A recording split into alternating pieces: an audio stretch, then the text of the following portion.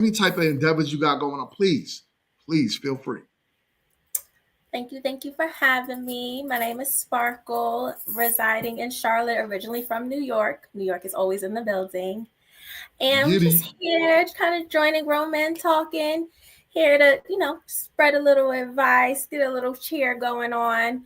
Shout out to Premier Pharmacy and Wellness Center, Black owned pharmacy, Monroe Road. Come get your medications from us. Come support Black owned businesses.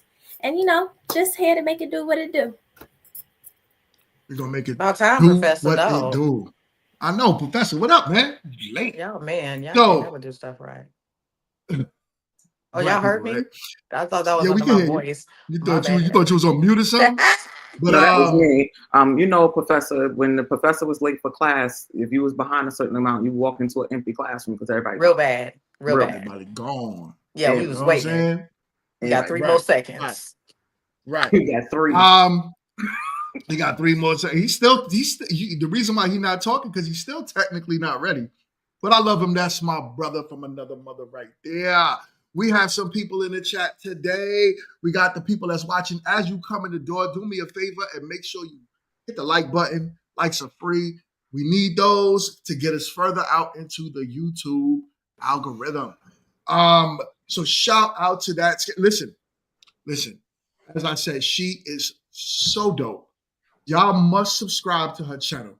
The quality that she's putting out over there, everything she got going on over there, it's funny. It's a lot of engagement to it. Me and her got into a back and forth on her IG, and I had such a great time with her just doing that.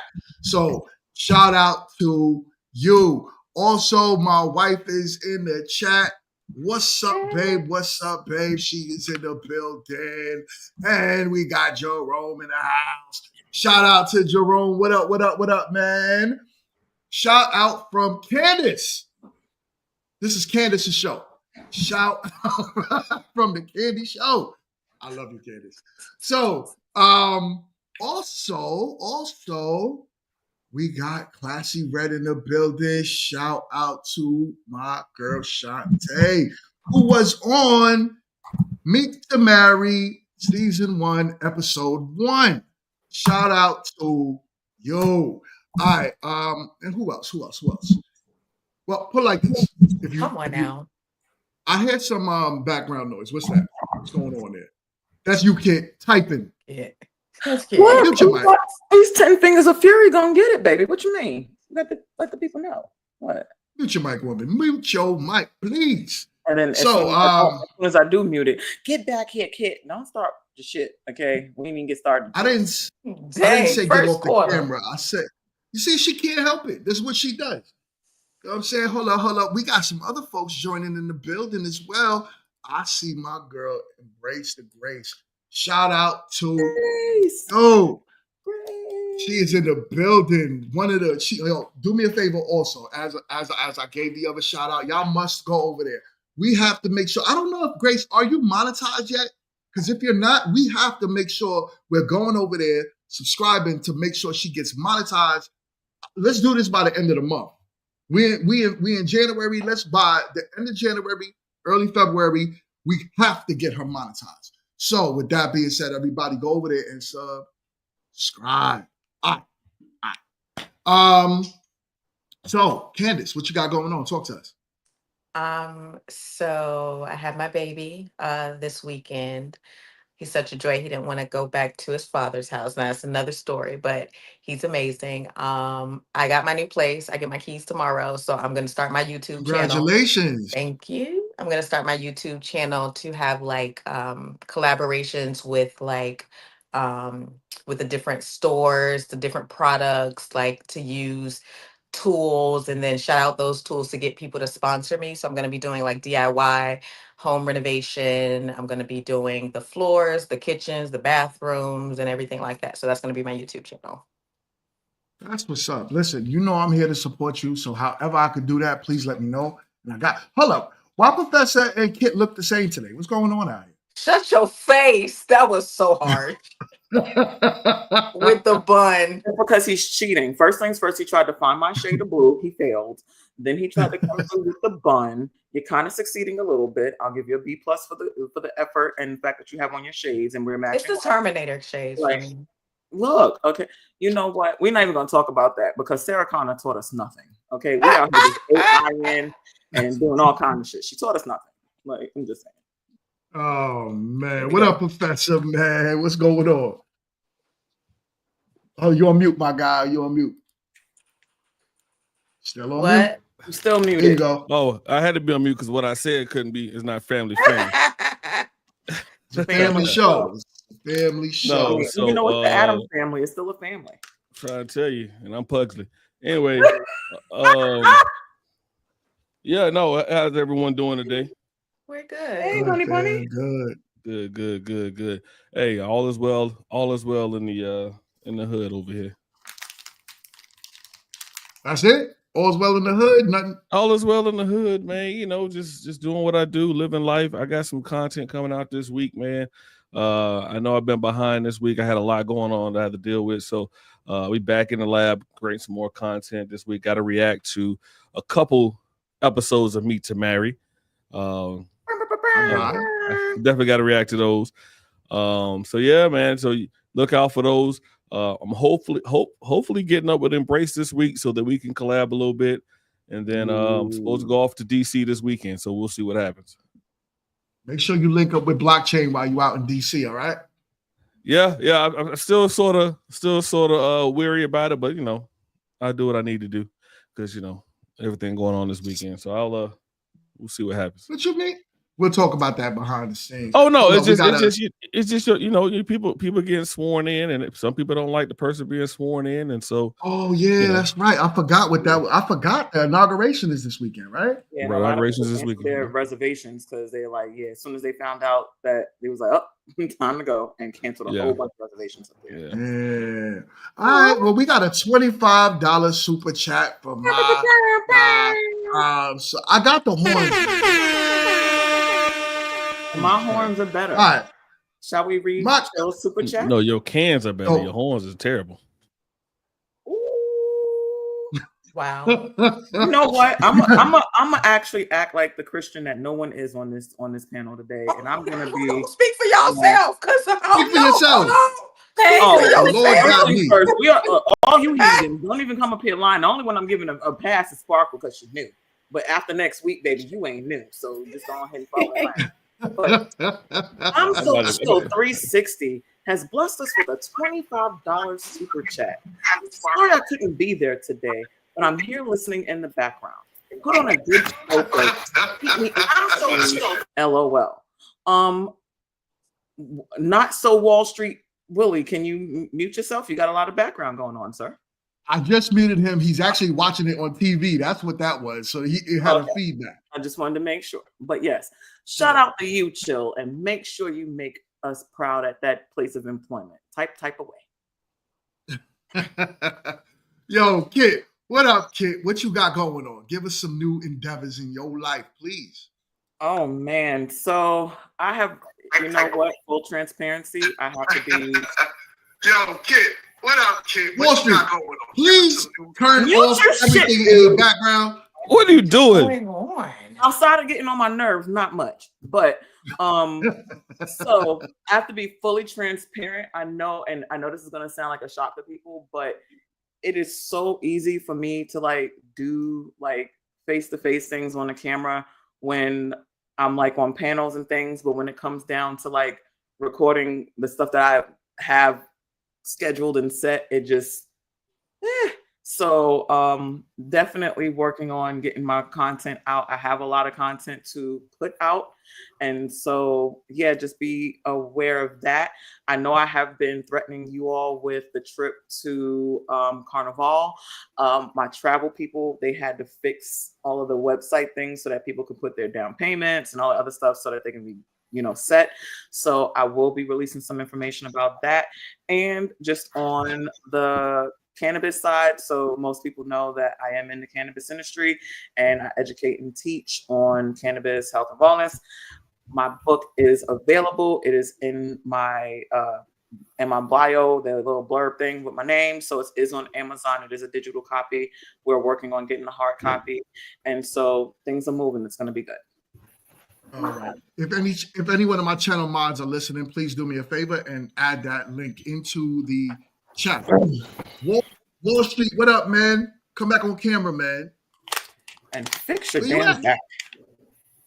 Yo, You know I light have a skin fight ain't on never. Wall Street. You know light skin ain't never reliable. That's my bestie. You know he ain't never look at he him. just, I he just got like a you.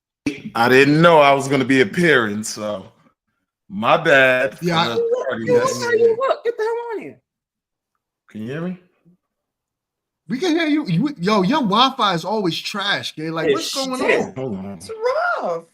What are you paying for over there? All right, listen, look. Let's get the I'm show calling started, Kiki. right? Look, I'm calling Kiki. Look, Kiki, fix his Wi-Fi, because what the hell? Word. I'm gonna send a technician to your house. All right. Okay, you are the plug. You in Listen, that I man, was just that gonna man. say you the plug and you talking You the about plug, help 'em. plug. All right, I got him. I promise you. Let me mute him for now. So, all right, let's get the show started. I have a topic for y'all real quick. Something that we could go over. I really want y'all opinions on what they're talking about, and then we can move forward with the conversation. Then I wanted to get into what the main topic is about. So let's go. How many men no longer open the door for women? Well, who caused that though? Who killed chivalry? I think me personally, I think some women killed chivalry because I'm gonna tell you why. Let me before you talk, bro. Let me say my piece. The reason why I say that because, and I could have men that can attest to this.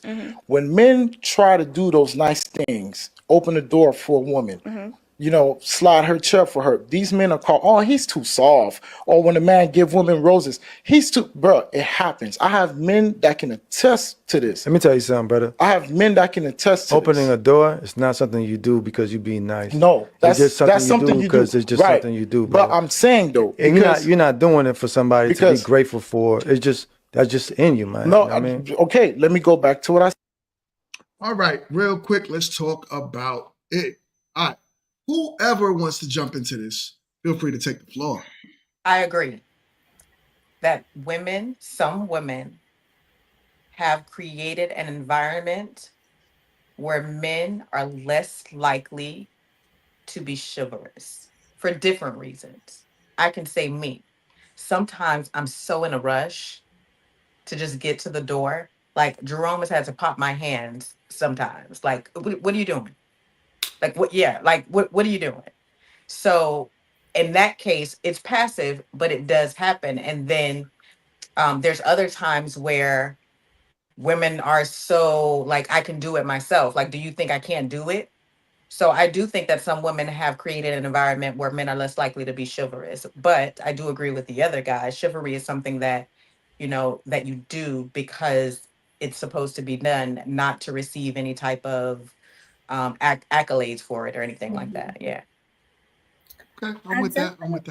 I definitely can see both perspectives. However, I think that the whole women killed it, but maybe that's not the woman for you then, if that's what you like to do, right? Like how a woman responds to that shouldn't change what you do. Like, so you are just gonna let people influence how you live? Like, I'm from New York. My husband's from Durham. When I go for the door, he will hit my hand. What are you doing? Like, actually, you got get the pop too? Get out the car. Let's try that again, right? Like, and it's just people was raised differently, and I like personally love that. To the fact that if I was like when we were dating and I would talk to somebody else, the door, I noticed that now, right? Like, it's different experiences, and I just think that like how somebody acts shouldn't kill what you do and how you are. Right? Why are we playing the blaming game? Then maybe that's just not the person that you need to be interacting with if they don't accept the things that you want to do for others. So let me give you a point of view with this psychologically. There's something called positive reinforcement and negative reinforcement. So while let's say I'm in a relationship, while what I do is not going to be dependent on what somebody, whether or not somebody appreciates it or not, the lack of appreciation on a continuous basis. So let's say you have a man that is trying to do this in many relationships, and those amount of women that are not for them continue to do that. Psychologically, if someone is not completely purposeful about not internalizing, it's natural, it's human to internalize. A lot of people don't have because you have a lot of, let's say, men from the country that grow up like that. You know what I'm saying? So it's something that's just natural for them to do. But if they move to some place like, let's say, New York, where, some of the women there are a little bit harsher, then they keep getting this, keep getting this, keep getting this. And they think that, okay, every time I do this, this is what's happening. So why do this again? So there's such a thing as negative reinforcement and positive reinforcement. So it happens, it's natural to happen. It just takes someone to not internalize those things and continue to do it for someone who appreciates it. So that's my fault they internalized it?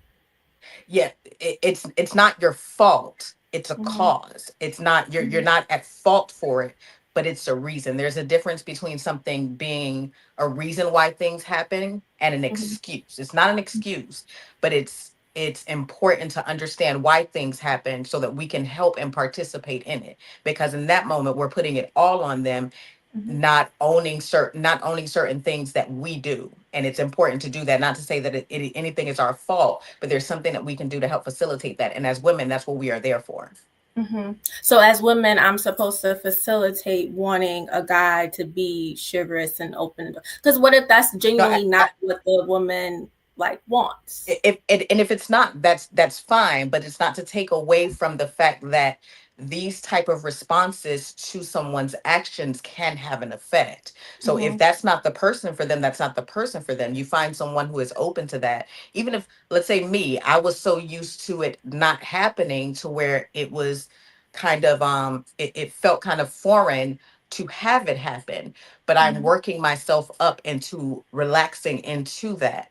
And he has someone that he can do that to, and who's open to that. So I'm not saying that me as a woman who doesn't want it is responsible for dealing with, I'm just responsible for realizing this is not for me and moving on.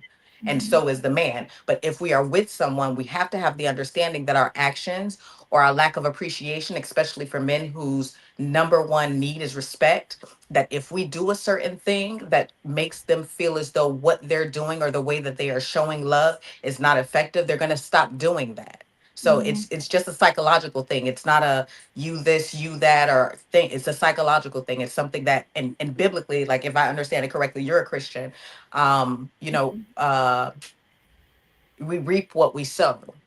You know what I'm saying? So if we're sowing in appreciation, we will reap things to be appreciated, to appreciate. So things happen, and when things happen, we're affected by it. So I just don't want to, I want to make sure that we don't just say, oh no, it's just them and they got to do this and they got to do that, because we have to be inclusive to making things work. Absolutely. I think that it's just twofold, right? It is who you're interacting with, right? And then it's also your response, because one thing about it, the only thing you can control is how you respond to something. But no, see your point. Yeah. And also articulated very well. Go ahead, girl. Thank you. So fellas, what's your thoughts on the topic?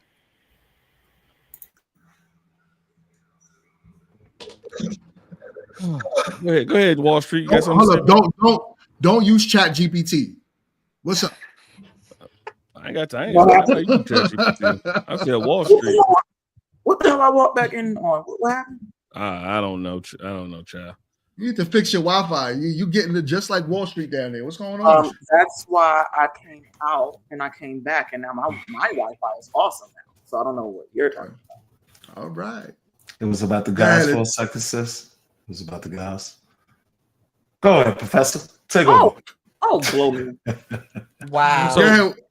So what Candace was saying is correct. We're not speaking in specific terms. We're speaking in general terms. We're speaking of generalities. So when men see videos of women disrespecting men who open doors, when men see certain things happen in their life, they are going to have a response to those things. So yes, when women talk about certain things that are not happening anymore, yes, because women killed it, because women got rid of it. When men adjust to the market, and if the market is doing something different than what we're used to doing, the men are going to adjust. So is it your fault, Sparkles, that men aren't doing it? No, it's not your fault. But you can blame all the other women's fault, because there's it's their no fault. S at the end of Sparkle. Sparkle, I apologize, Sparkle. Then you can blame all the other women for that not happening for women. When it comes to women in the gym who are not getting help when their weights are on their chests and they're struggling, well, it's a woman out there that made a whole video about it, and the man was, he's stalking me or whatever it is. So now men aren't helping women. So if a lot of things that are going on in the society is not happening for women, it's because women set that bar and men only adjust to that market. So Candace and I are on the same page when it comes to that. Sparkle, you got something to say to it, or you're like you understand it for the most part? No, so it's not even about understanding. I think that I'm just a big person that doesn't like generalizations, right? And because you had a poor experience with one or two women did it, right? So I think that's just my whole thing in it. It's not to diminish anybody's experiences, right? But I just really do not like when it's happened with one or two people and now we all, right? Because they one or two black people and now all black people, right? It's the same kind of Sparkle for me. Sparkle. So you said you don't like generalizations, right? I'm not a big generalization, no. Okay, but are generalizations true? Do they have truth to them? Yeah. Are they true? If to them, yes, it's because you can't say a generalization is true, but you can apply it to somebody and it not be true for that person.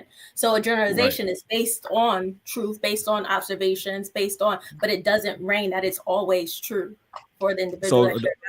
So on this panel, we're not able to speak to every single person. We have to speak in generalizations because, typically speaking, generalizations. I see what you're saying, have some truth to them or have truth, just like stereotypes have some truth to them. So we do generalize because we can't say, well, because Susie did this to John or because John did this to Susie. We have to go down to generalization. So if the man is saying that the question was saying that, or meant about chivalry. So overall, is chivalry dead? Yes, because women killed chivalry. So we have to speak in generalizations because generally things are true. If I said to you high school graduates make less money than college graduates, that is generally true, but it's not always true. So we usually go with generalizations because that is more of the majority than the minority. So are we generalizing that most men are now no longer chivalrous? Yes, yes, because we're saying most men aren't chivalrous because women killed chivalry. And I think that's relative to like your circle, to what you're around, because I can be in environments where the majority of the men are chivalrous, but that's because I decide or I'm very particular about where I lay my head or about where I walk. So the majority of men that I know can be chivalrous because I don't associate with those who are not. So then is that not the opposite generalization? Not necessarily. In your experience, right? So your experience with who you're around and who you surround yourself with, that's not dead there. So when I speak myself about these things, the reason why when I say I generalize it is because I study behavior for a living. So I'm not just basing it on me and my experience. I'm basing it on what I've seen, what I've studied, people watching, so to speak. And then just the pure natural psychology of things. Now, don't get me wrong. I'm not saying someone dated two women and they didn't like chivalry, so the man stopped. No, the man has no stick-to-itiveness. What I'm saying is that if someone is in a culture where he's trying and he's trying and he's trying and he's trying and it's having the opposite effect, then naturally he's going to think, well, let me try something a different way. Or if they don't like this, then let me not do it. So it's not that they're like, I'm not speaking in the way that Professor may be speaking. I'm speaking in the way of these things happen, and this is what we can do to encourage men to do it more. So just like we may not, let's say, be affectionate towards certain men because men are not naturally affectionate in that way, and they've been pushed off because they don't know how to receive love. So some of us in the next relationship are not as affectionate. It's the same thing. So it's not a blaming game. It just is what it is. And we have to figure out a way to bring back what we want. So I do believe that a lot of men who would be chivalrous, like the ones that aren't chivalrous because they say, oh no, I ain't gonna want to do that, the last person, they're lost cause. I'm talking about the ones that are not chivalrous because they've been conditioned not to be. Does that make any sense? Slightly. Go ahead, Kit. How do you, No, let Kit talk. Go ahead, 'cause I think Kit. he's about to be funny. go ahead, kid. You know, Go ahead, kid. I was just over here rolling some broccolis and minding my business. And I know that's listening, right, so, sis. you know. And here's the thing. Y'all know how I feel about men and how they always want to be a leader. And so now I We got gonna read the to shut up to read these damn super chats. Is that what Do it's your I tried job. I wanted you to shut up real quick, but I'm going to. Okay, let me say this. Let me say this. Right? This I'm is going to. why I be minding my No, business. no. Get. I'm going to read the super chats at a certain part of the show because I feel like when I do stop to read the super chats, it kind of stops the show. So I was just doing that, kid. I got you though, kid. I got you, kid. I was Go just ahead. checking because they were just popping up on the screen and shit and stuff, and you know, just making sure. But here's the thing: for men to want to be leaders, I just don't understand how a woman can make you do anything. You have to you can do whatever it is that you want. So I personally feel like y'all always saying that y'all want to lead on something, and y'all can't lead yourself to open the damn door because your fragile ego is broken because somebody else didn't reciprocate it in the way that you want it. Oh, brother. That way of, oh well, y'all did, we're doing that. Where family? Oh Jesus, where is the leadership? It's okay. I mean, because when we do lead things, then all of a sudden, like your wife was saying, the dusty bummies, you know, that messed it up for us. Yeah, go back in the chat and read that because your wife said that. Shout out to my girl. You know I love you. But like I was saying, it's kind of like a man can't make me be less of who I am based on what he did, because then that means that you don't get to have air and space life, right? Because I'm not going to allow you to do something that I don't want done, right? Now, here's the thing. If a man is just naturally chivalrous, it shouldn't matter. It's like, okay, this woman didn't appreciate it. I know the next woman will, or the next one. The fact that we'll say, well, I tried 100 times, and since no one liked it, I'm not doing it anymore. Like, maybe you should think about the trajectory and the surroundings that you're with, the women that you're trying to open these doors for. This one, and let's be real, like energy is a real thing. You can tell when someone's walking and they have that, I got some attitude walk. You trying to open a door for them may go one way or the other. They might say, oh, thank you for getting, I was rushing, or like, I got it, whatever the case is. But why does that stop you all from being the men that you all claim yourselves to be? Right at this point, being a man is a claim. It's not even a factual thing. It's like, I claim to be a man. Wow. So I'm not. That's so disrespectful. Feminism. Listen, I'm not. And this is why men. This is why black men are going outside. This is why black men are going to other races and outside of the country. Don't be trying to justify yourself. I was almost with you, Professor. Don't be trying to justify yourself. No, what I'm saying. No, I'm not justifying myself. What I'm saying is y'all saying all this nonsense. But what I'm saying to you is y'all like, oh well, if y'all the men, y'all do this. That's fine, because that's why a lot of men, especially in our community, are going outside of this community. Because You're not Sorry, go ahead. No, because of the things that's being said here, because of things that you guys are like, oh, y'all need, but you know what? Y'all don't want the door open for you, fine. We'll go to somebody else because we ain't got to deal. We don't have to deal with that same nonsense from somebody else. So we're gonna do it for somebody else. else. Professor.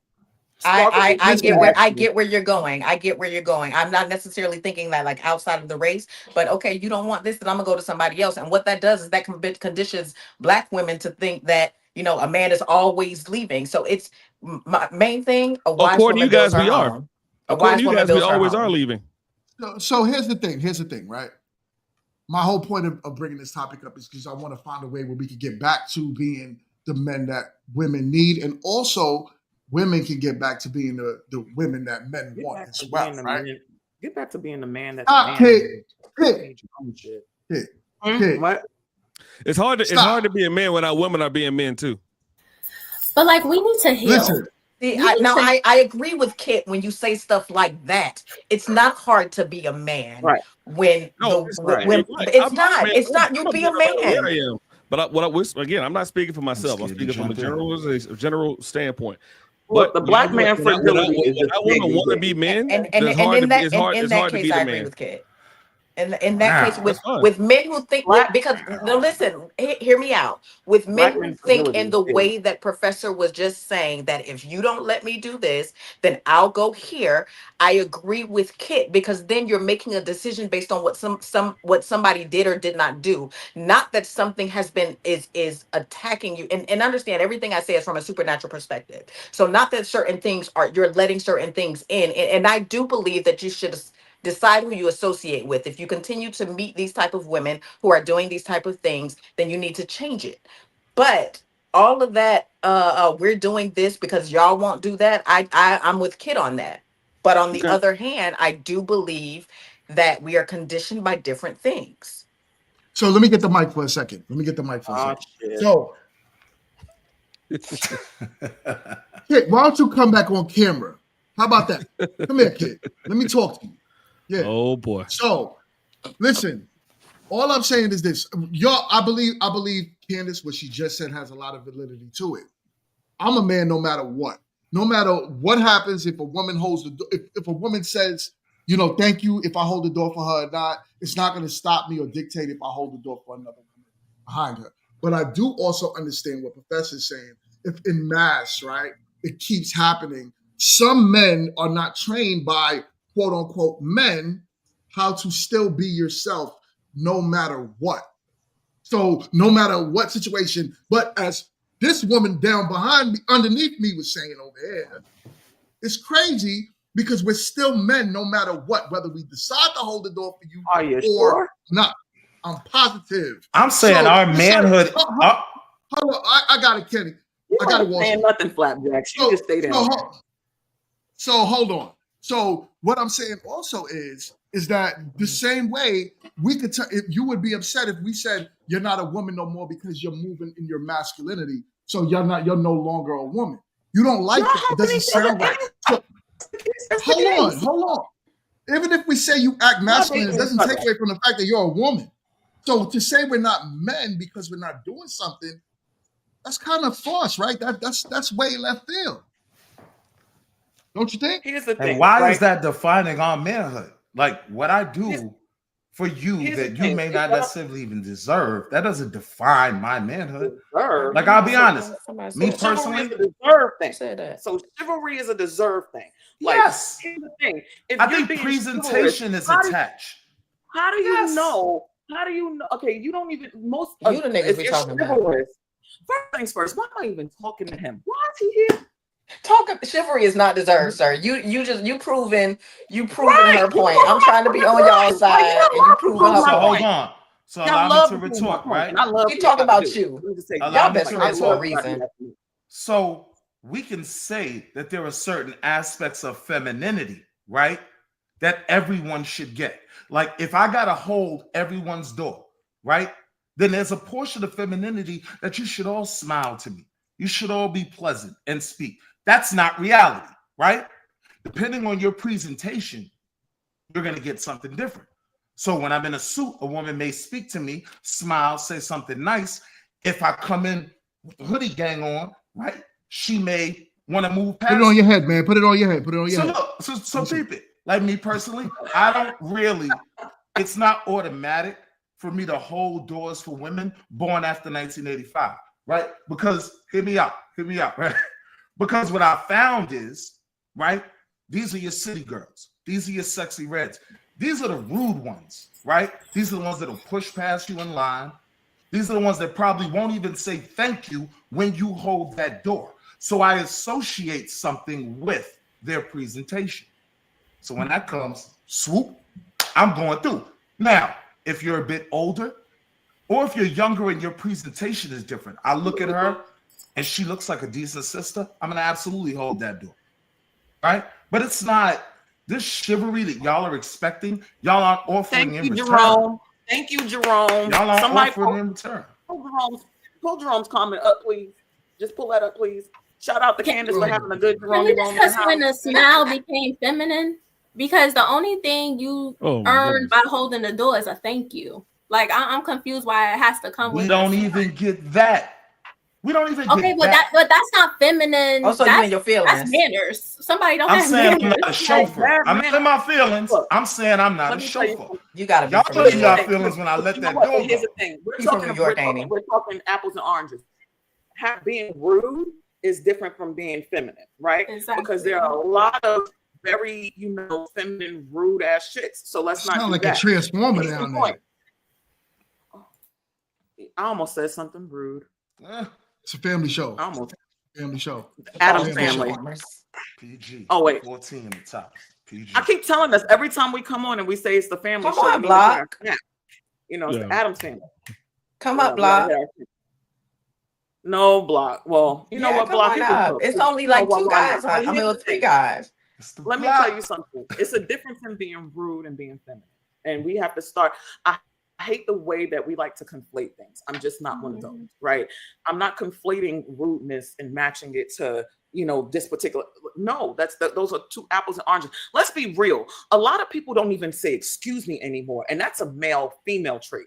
Because I'll go to the grocery store and somebody will walk past me like I wasn't just looking at the can of green beans that I might have wanted to put in something. So then I've literally had to, it happened to me like 3 times at a grocery store. It was so irritating to the point that I literally said out loud, and if y'all know me, y'all know I'm not lying about it. I literally said it loud enough for a couple of people to hear. The next person that walks past me and don't say, excuse me, I'm shutting this whole damn thing down. I'm knocking everything over, including the person. I promise you, every time I walk past somebody, excuse me, excuse me, excuse me. Oh, excuse me. Like, I love to be polite. Oh, excuse me. Can I help? Do you need something? Oh, no worries. But I promise you, what we're gonna stop doing is being rude to me. But here's the thing. I command that, right? Not demand. You know what I'm saying? I don't demand someone. Oh, no, it's one of those like, look, you have options. You're gonna either act appropriately or you're gonna wind up why we having such a situation. But again, being chivalrous, like Jerome Rome in the house said, shout out to you, Rome, because I saw it, even though GMT act like he want to put a comment. Chivalry is just something that you do, and it's a part of who you are. And when you allow other people to determine how you now act in regards to something, now you become you're owned. Like owned by. You might as well be an incel at that point. I mean, no one defines femininity like that. Y'all complain no about one defines femininity like that. I'll be feminine if you be masculine, right? Ain't that what they say? Look, Ain't that what they say? Wall Street. I mean, some of y'all got titties anyway. Go ahead and be feminine. What's the problem? But okay, so when do we start taking ownership in what we're attracted to? Thank you. Well, we're not even talking about attraction. We're talking about the front door at the mall, right? What I think we need to take accountability for is presentation. There's a reason. Okay, I get that. There's a reason why everyone doesn't get the same treatment. And I think presentation is a huge part of that. Well, I be looking how I look, and they still open doors for me, and I still say thank you. I get that, but I do believe that is like basically you're telling someone that they are not worth politeness because of how pious of you. Wow. Yes, Now, here's the thing with me. Sometimes I'll hold the door for a woman and she'll walk past me like I was a ghost, right? And I'll be like, oh. But my whole thing be like, if I ever see you again, you ain't gonna do it. That door is slamming in your face. But when it comes down to the next woman that comes behind me, I'm still gonna be I don't even think it's being a man thing. I just think it's being nice. So it's like, yo, listen, and not being a slave to your ego. But I'm gonna be chivalrous to my wife, right? I'm gonna make sure that my wife is. Why? Because you owe her that. You don't owe the next woman coming nothing. And you don't know what polite, you have no idea what chivalry is. You don't owe politeness. To be a nice person. That's too much. Like you have to earn me being a nice person. I'm not saying get your own damn coochie then. Shit, I You get just my said own that. door. You just said that. So, You said yeah, you what's coochie in the door got to do with anything? Go buy your own pocket coochie then, since I got to They be get my giving own. the What do they have to coochie do? at the door. They have no correlation with each other. Hold on, you can pick the coochie up right at the It door. Those are does ones with I'm the way talking that about. he's trying to Those Get are your the own ones I'm talking door. about. Hey, Hold on, Like, one Like, mic, what one if mic, you one look mic, one mic. like you in a way, but don't nobody want to give you none? If Because we you look a equal, certain right? way. We equal. Aren't we Your equal? energy, Aren't we your equal? energy. Ain't that what feminism was about? Aren't we equal? No, it was equal Open your about own damn hey, door. and y'all love again conflation. Y'all love to take. Isn't that what feminine? No, that's not what the fucking feminist movement was about. See, now you got me cursing, and I'm going back. I'm going off camera. 'cause I get Yo, on my listen. This is a family show. Get that crap out. Hold up. Before we move on, we got a few super chats that I want to go through real quick. She loves to do it. My horns are better than your horn, so don't be a hater. Read that. Albert, watch yourself. Use your horn. We have a $10 super chat from our very own panelist. I'm so chill 360. Sparkle, you're married, so of course your man is going to open the door for you. He's selfless for the woman he adores. I, however, don't open doors for women I don't know. I ain't mad at you. I bet you. Oh, well, All you right. do know me. That was And Ashley we anyway, have so more. we'll- We have more. Yes, we do. Our own blockchain demon. Shout out to you, sir. We have a $10 super chat. We're just going to round it on up. And Round he it up. says, and I'm assuming that he's talking about me. The champ is here. Boom, boom, boom, boom, boom, boom. The champ is Talking here. about- Boom, boom, Talking boom, about boom. himself. Oh, He's talking about himself. Relax. I thought he was talking about me because I was just like, because I'm a champion too. But okay, and we have another $4.99 super chat from our blockchain demon. I'm a gentleman to my woman and my woman only. I'm kind to all. That's beautifully said. All right. And we also have a super. We have a Miss sticker. Polly a super Wright. sticker from Damn, Miss I like Polly Miss Wright. Polly. And this is her first time. I've never seen her comment before. So shout out to you. Bless us. I'm gonna give you the real I will horns give you a because horn. this is I will give you no, horns. we don't want kid Actually, horns. Those are his ashy horns. Whatever. But Miss All Polly, right, and we got to thank you, Miss Polly. And also we have another super chat from my guy, Big Bad Bull with the Big $20. Bull. Big Bad Bull has hit us with 20. And he says, thanks to my brother GMT, panel, and chat family. He done shouted out everybody. Thank you, Big Bull. Salute. Big Bad Bull, man. Do me a favor, y'all go over there and subscribe. My guy is always looking out for me. He's always looking out for the channel and everything we got going on over here. Not to mention one of the most known people on this side of YouTube. Thank you so much, my guy, for being here. As always, I greatly appreciate you. All right. So back to what I was saying. God. Oh, he's backstage. Let's get him on. Come on now. Blockchain with the backstage. The champ is here. Does that Just say hold his on. first name? Hold on. And we blockchain while on the panel just gave out 10 new memberships to the chat.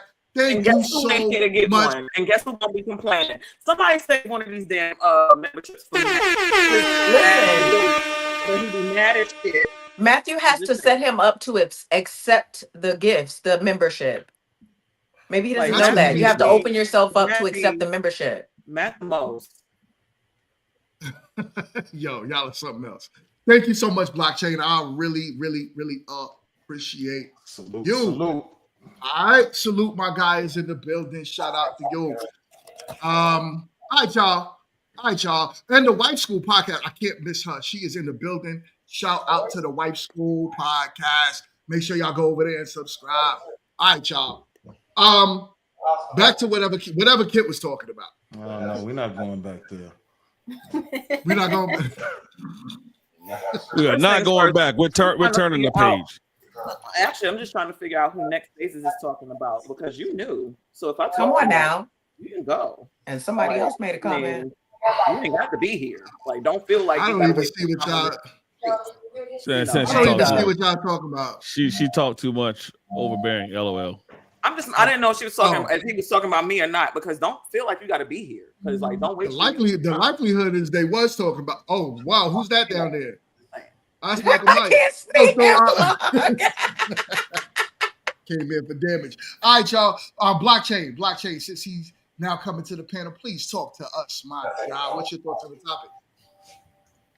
The only thing that I was gonna cook on, I think it's sad that men listen to women about what men are or what men should be and what men should do instead of the men that should have raised them and their fathers. So I mean, I see there's wiggle room on both ends, but at the same time, no man owes any woman chivalry. We don't owe that to you. It's not, you don't deserve it. We don't know you, like, because when we out here trying to protect y'all don't want us to. And there's too many black men who are losing their lives trying to protect black women that aren't theirs. And a lot of the times, for a man to protect a woman, you have to have some sort of authority over her. And generally speaking, I know, for example, I'll use Kit because that's my dog. If a dude was like, "Hey, Kit, hey, don't go in there because you know XYZ just happened or it might not happen." If it's not somebody she knows or has a rapport with, she's probably still gonna go in there, try to get her stuff and leave. But then when she goes in there and gets caught up in it, she can be like, "Damn." And I only use Kit because I talk to Kit. But generally speaking, women don't listen to men that they don't respect or they don't know. So with that being true, I don't believe that we owe any woman chivalry. I'm not holding the door open for a woman that's not mine, or Mingo's wife, or Professor's wife. Because if I know them, then I have some sort of obligation to them, I respect for their man. But I'm just not dry ass holding the door open for strangers. Because one, the majority of y'all don't say thank you. Two, you don't acknowledge it. And three, you feel like you're entitled for it. So I'm not going to perpetuate that sense of entitlement that women have to protection from strangers. Because no one, the reason why you guys are so used to it, it just seems like because you take it for granted. Like you feel like we owe it to you. And again, I owe it to my woman. I pull out her chair, I open her door, her car door, she never touches the door, right? Because that's how I was raised. But I'm going to be kind to other women.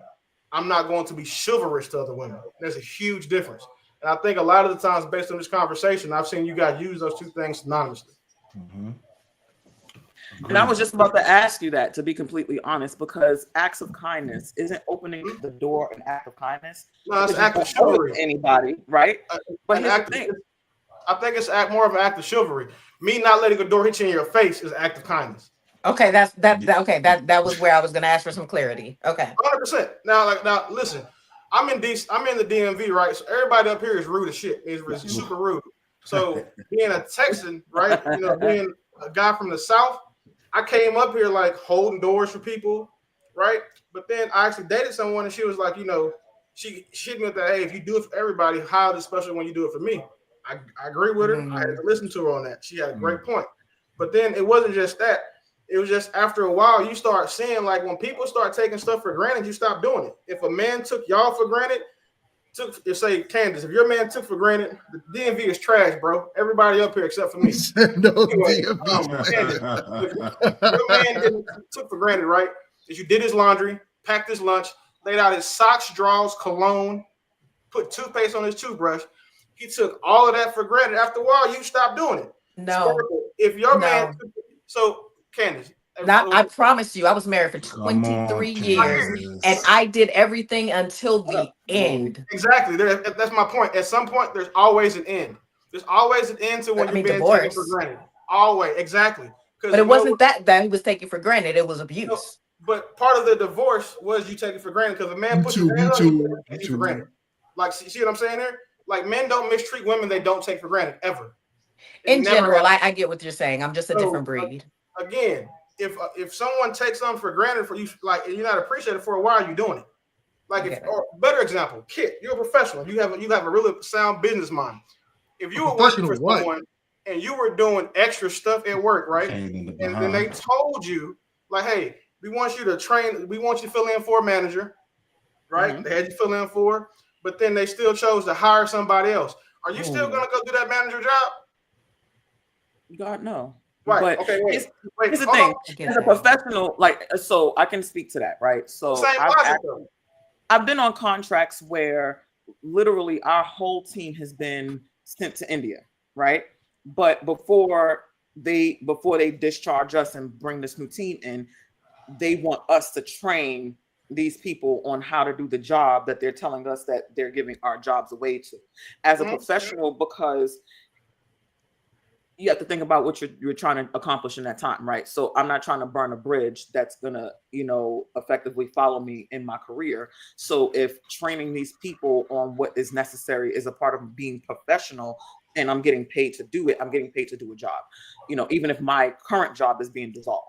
So I definitely get that. You still, as a professional, you still show up. You still are a professional. Now, in certain instances, it's like, okay, I've seen people where they be like, well, I'm not training this person to take my job. I'm out, so it really just depends. So my point to that was saying that the pay, right, that you said you would stop doing the job if you didn't receive, that's gratitude and appreciation to men. That's what our pay is. So that's why I don't owe you chivalry, because it's free. I'm not doing anything for a woman for free that's not my woman. And when women expect us to, it shows us that 1, they don't understand men, 2, that they're spoiled, and 3, that they're probably going to have a difficult time retaining a man because they typically, or generally speaking, from what I've seen on this panel, from panel members, and it's out in the world, that if they think that just because they have a man or a husband, that he's supposed to do those things for free, without respect being reciprocated, gratitude, or appreciation, which was my point. Which is why I also use it. That's why I My mentioned earlier is more about being nice. I just want to say shout out to Jerome Rome again, because don't be over here in the chat affirming my girl, okay? Jerome Rome, don't be over here affirming her, because yes, do lots of that. My main issue with the topic. My main issue with the topic is the fact that we've stopped doing these things has instantly become we're not men anymore, right? Why is the conversation about these women not being worth this chivalry that we used to give out so freely? Why can't that be a conversation? Because okay. You and Block are saying something completely different. I know Block has a standard. Block has a standard. You have condition. You will hold the door for somebody that's not yours, but if she looks right, and if she doesn't, you won't. Block has a standard. You have conditions. It's not the same things. Yeah, I'm not gonna hold you. The least attractive a woman is, the more likely I am to do some free stuff for her. Because those women don't. I'm not gonna hold you. I'm not being funny. Like the big girls and the hard to look at women, they know you're just being nice. If you do it to a pretty girl, if you do it to a girl that you're saying is generally attractive, right? They assume I want something. If I do it to a girl who knows better, nah, he is not trying to talk to me, they're just thankful. I'm not trying to be funny. I think that sounded bad, but I get what he means. What are you talking about? I do. That's beautiful. That sounded bad. It may sound bad, but that's exactly what I meant. Those women who usually don't have men hitting on them, they receive things just from a general level. They're never going to be like, oh, you must want something. They're just like, oh, that was nice, thank you. Fellas, correct me if I'm wrong. They sit here with deer in the headlights. Look, I'm dead ass serious. Kahinde. So is the moral of this story? Let's Marco get it. Because I feel like in listening to this story, it was generalizations about women versus women you're dealing with. Because I feel like if you're dating someone, right, and you're trying to court them and get to know them, you would be chivalrous, right? Because wouldn't you be putting your best foot forward if you're taking someone seriously, right? Versus it's women don't deserve chivalry. No, I don't think that women deserve chivalry. I think that people deserve kindness. And I think that opening a door when you're walking out of a mall is one thing. I hold doors for old people and right, you hold the door because that's the good thing to do versus if you're going out on a date and going to open up the car door and letting them in. I feel like there's different levels and it depends. And it depends on if you're courting somebody. And I think he really rounded it more versus before it just women and when you're dating. I had a clear line of demarcation between what I said. I said that what I do for my women, and then I said there's a difference between being nice and chivalrous. Opening the door is the nice thing to do for a stranger. When it's chivalry, there's got to be some sort of romantic aspect or possibility to it. For example, I hold the door open for a professor, I'm being nice. That's my dog, it's cool, right?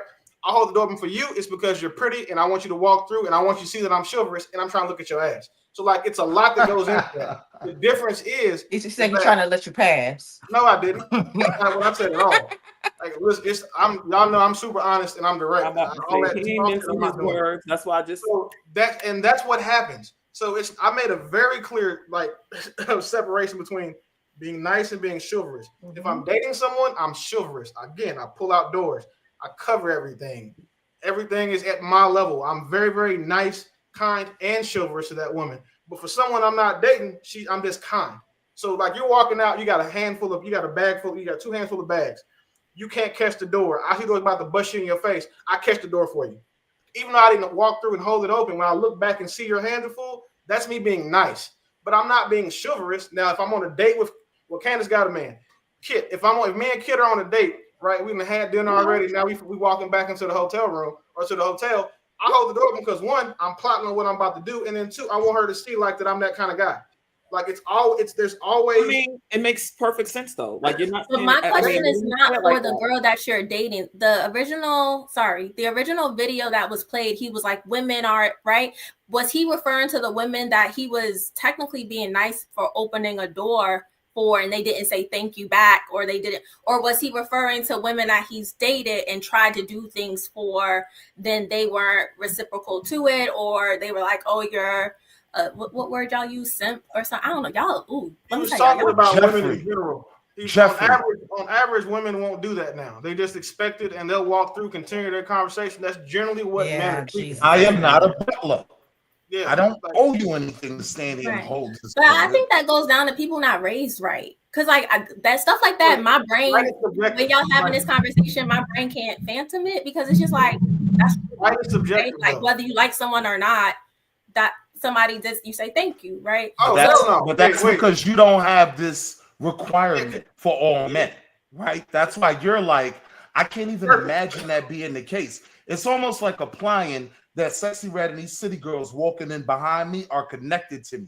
I don't know them, right? But I'm expected to hold this door and be chivalrous and nice for them. So to your point of people being raised wrong, and to my point of presentation, I can see how someone was raised when I'm looking at you. So you know what? Good luck with that. Other women like yourself, when I look at you, she dressed before, but that didn't mean I wasn't. I'm just being real. I can see in someone's presentation, and I might stop my whole track like, well, let me help sis out and hold that door. Oh, thank you so much. Right? I know what to expect. But I also know what to expect from those who I'm just like, oh, yeah, good luck with that. And unfortunately, we've been inundated with so much of that as men that we're more inclined to believe with certain groups of people, right? That there's no thank you coming from this. There's no gratitude. Like, so why waste my time? I am not Jeffrey the butler. I owe you nothing. You said it sound personal for you. So hold on. So all right, let's Billy though. We need to chat. Let me get the mic. I was trying to find out from my bestie. She's trying to be concerned. I'm trying to be concerned. I'm a little like touched by the not good angels. Listen, look. Forever. So let's round up this portion of the conversation, right? Basically, for me personally, what? Oh, you talking? Oh my God! All right, listen. For me personally, like I said, my whole thing is, and I definitely understand, it's a difference between being nice and chivalrous. I'm 1,000% chivalrous to my wife. I'm doing everything that I'm supposed to do for her, regardless, because it's my duty. Now, when it comes down to other women, I'm going to be nice to people, regardless. Like it doesn't, like man, woman, or whatever. I'm nice until you're not nice to me. That's just my thing. So until you give me a reason not to be nice to you, that's where we're going with this. But other than that, like, I just think people deserve, no one deserves anything. So that's the wrong word. I feel like you should just be who you are. And if a nice person is that, then just be that. So let's round up this conversation. Let's move on to the next one real quick. I had a question for you single. Face, Sparkle. We will hold the door for you. Fix your face. Hold the door for you. I'm going to say this, though, because even though I'm shut. Unless it's automatic. I can't round up the conversation. I know. I'm just saying. It'll be automatic. There's a fine line in being too nice. Because my bestie tells me all the time, like, why are you picking up all these strays? Why are you? You see his face, right? I'm literally telling y'all, like, I'm really, I know on the panel I'll be giving y'all help because that's my job. But in real life, I'm probably too nice. So like there is a certain line where nice crosses over, and that's when people start getting into all that other stuff. But anyway, what's the question you got, GMC? Oh my gosh, she let you just do it. Finally. Jesus Christ. All right, listen, look. Shout out to Ronaldo's in the building. As I said, he is the you could say he is the director as far as putting Meet to Marry together. Oh, that's my so dude. Like the quality, what Big the show job. has given. Shout outs to Ronaldo for doing that. Thank you for being here, my guy. We got you, Blockchain. So he's a comedian too. Y'all don't know that on the side. He's funny as God knows. And everybody's thanking you for the memberships, Blockchain. Thank you so much for gifting the memberships to the people in the chat. Shout outs to you. All right. So my question is for you single ninjas. Single ninjas. What? Hold on. Blockchain in the comments. Blockchain is out of control. He wanted Meet to Marry shirt, but he wanted to say meat. Hey, yo.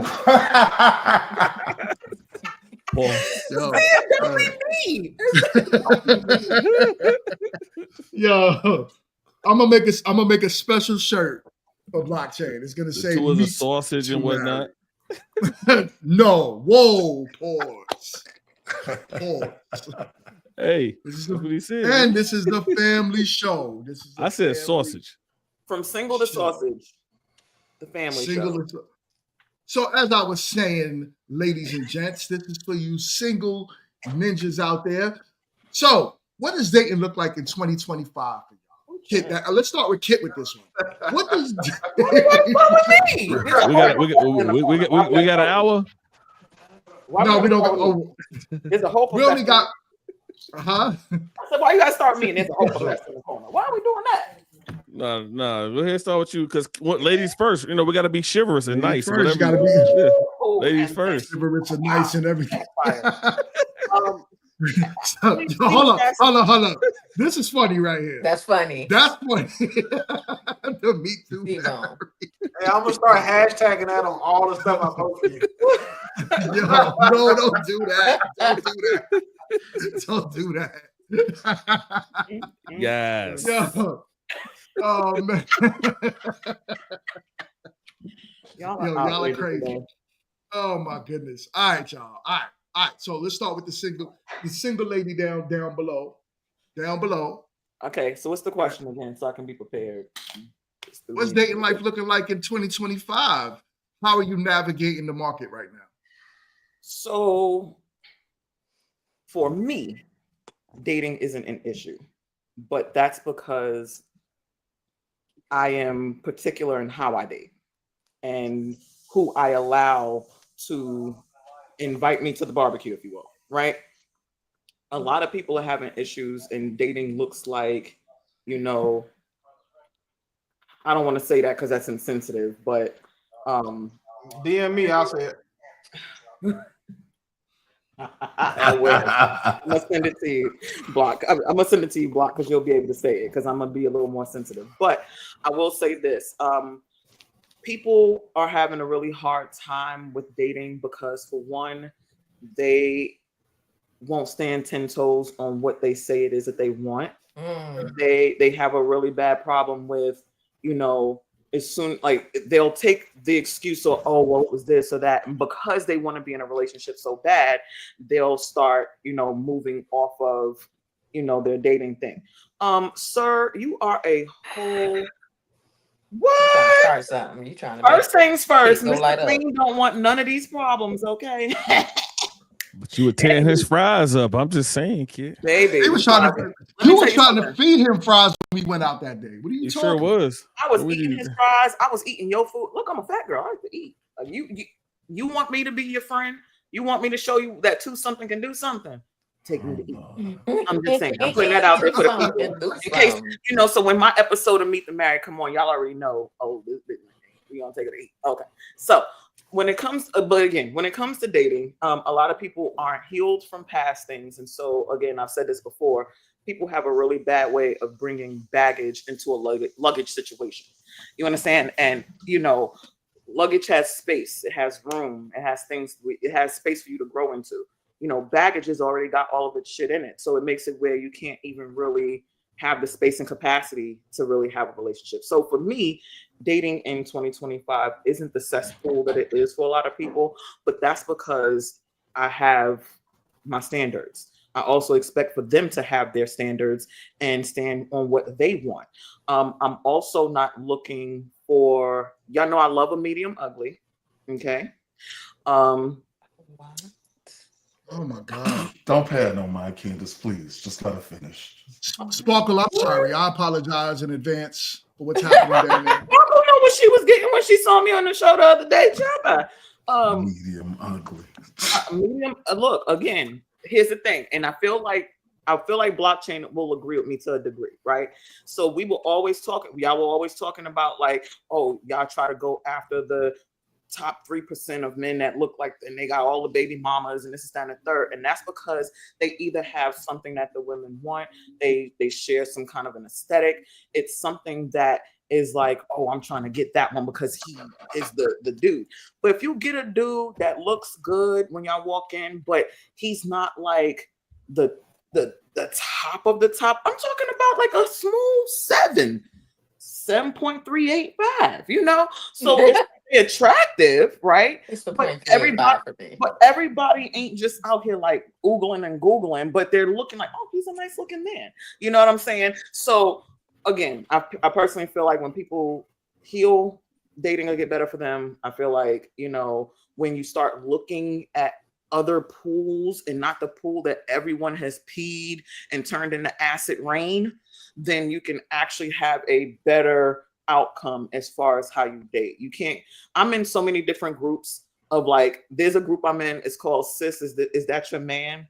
And literally women who are dating different, like men will put up either it's like red flags, look, he did this, that, and the third, or it's like they'll put up a picture and be like, hey, anybody talking to him? Like we've been, and it feeds this whole thing. It's sad that that's even where dating has to go, right?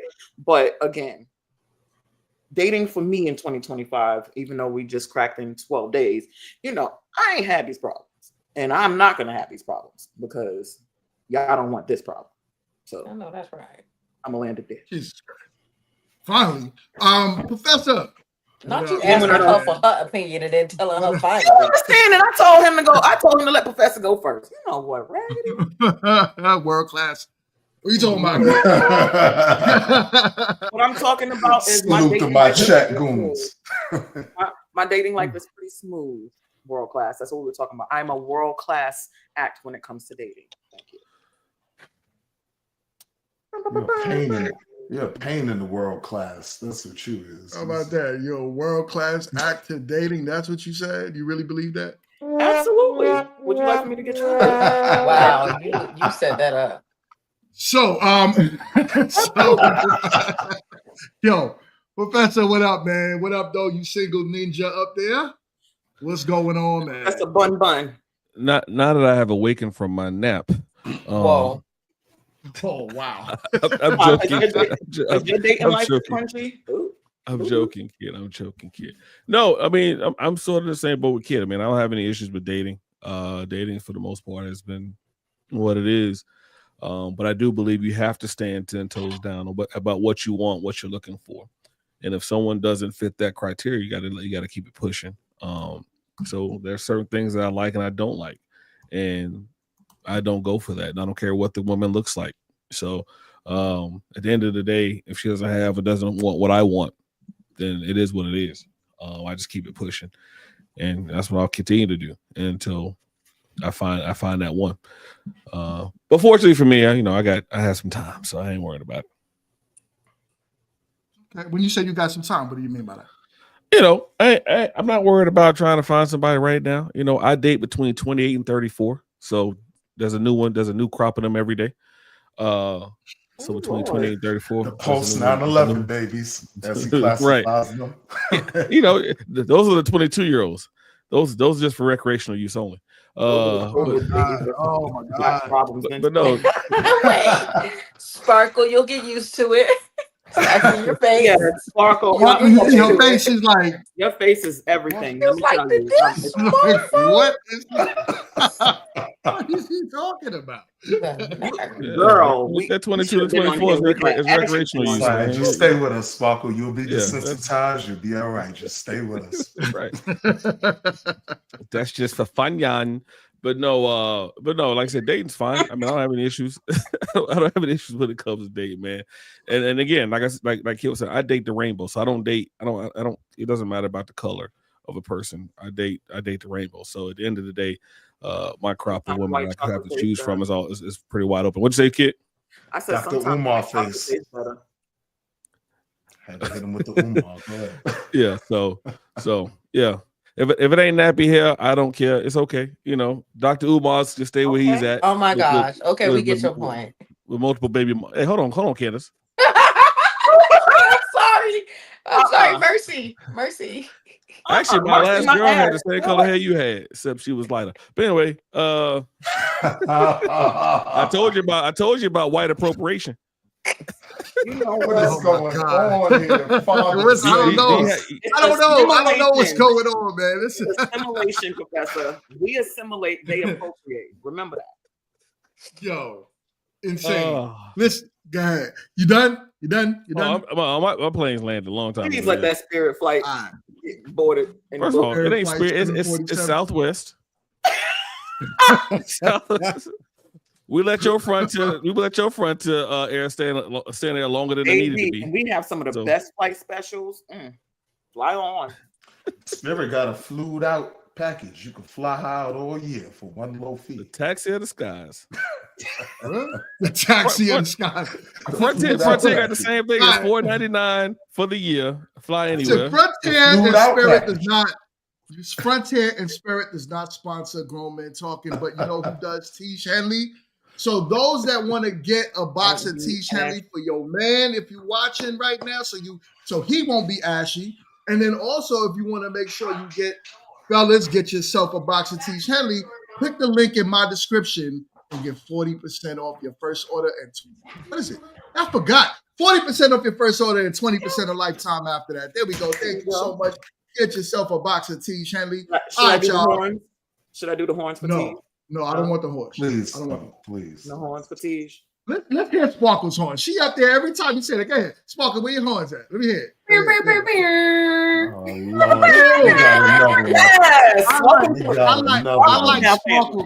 I like Sparkle horns better. Yes. There we go. Tiege Henley, get yourself a box of Tiege Henley. Where that came from? Where did that come from? My wife brought it to me. I know that's right, sis. Get in there.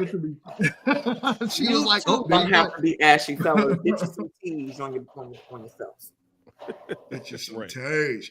All right, y'all. So that was the single. That was the single, people. Now let's talk to. Oh, look. See Al.